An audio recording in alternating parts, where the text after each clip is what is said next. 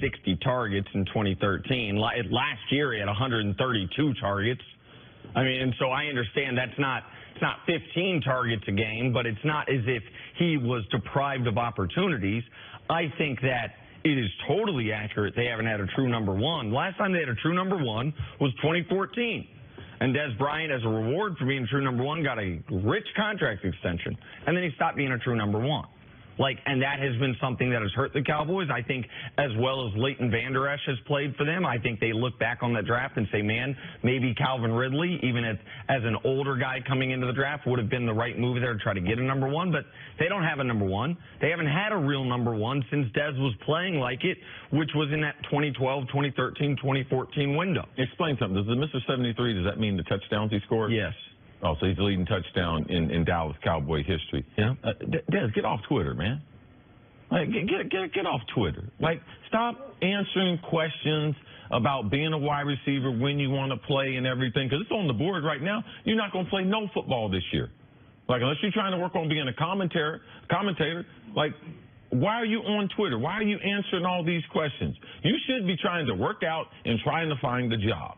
And it seems like to me that if there were 4 or 5 teams that might have some interest in Dez, he's not helping himself by being involved with social media, answering these questions, agreeing with Jerry Jones and throwing salt at Jason Witten. It wasn't Jason Witten's fault that he got in the playbook and understood. It wasn't Jason Witten's fault that he was a good team leader, that he wasn't losing his mind on the sideline. It wasn't his fault.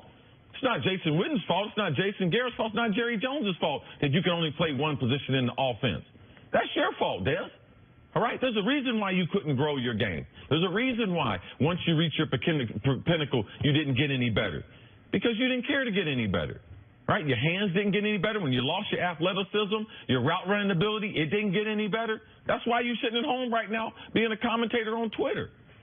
All right, if you're trying to get a job and play in the NFL, he needs to shut his mouth, keep training. He's had a couple of job interviews, and Cleveland told him, we don't have no wide receivers outside of Jarvis Landry. We got a young guy, Callaway. Our other guy's hurt, and we're still not trying to call Dez Bryant.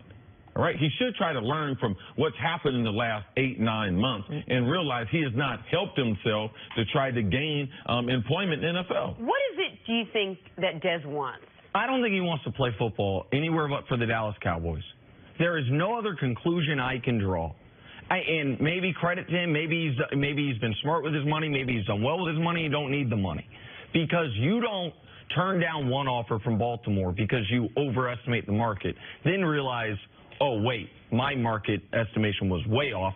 Get another offer from Cleveland, turn that down as well, and then continue doing things on the internet that you know are hurting your job prospects. You know it's not helping you, and if you have any modicum of sense, you know it's hurting you. The only way that makes sense is if he does not care if he plays in the NFL this year. Because all his decisions, he's had 2 opportunities. 2 teams have slid across the table to him a contract. And both those teams he has slid back. No thank you. That doesn't make sense to me if he wants to play football this year. Maybe he only wants to play in Why Dallas. do you keep saying football this year? Because do you think that come next season there'll be a fresh new batch of teams that'll say, okay, last year's behind us, let's get you back in here? I mean, I saw Marshawn Lynch step away for a year, get refreshed, come back.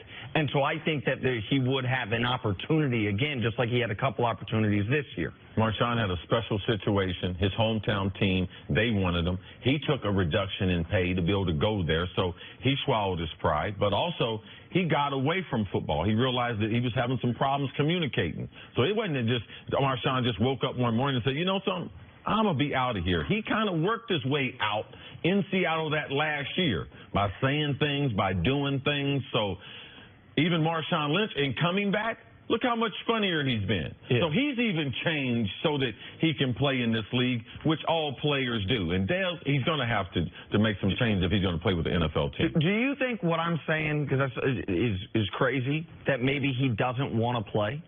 Do you think that's... I think Dez wants to play. So I don't think... It's hard to support his actions with saying that he wants to play, because if you wanted to be on the NFL team, you would just be grinding.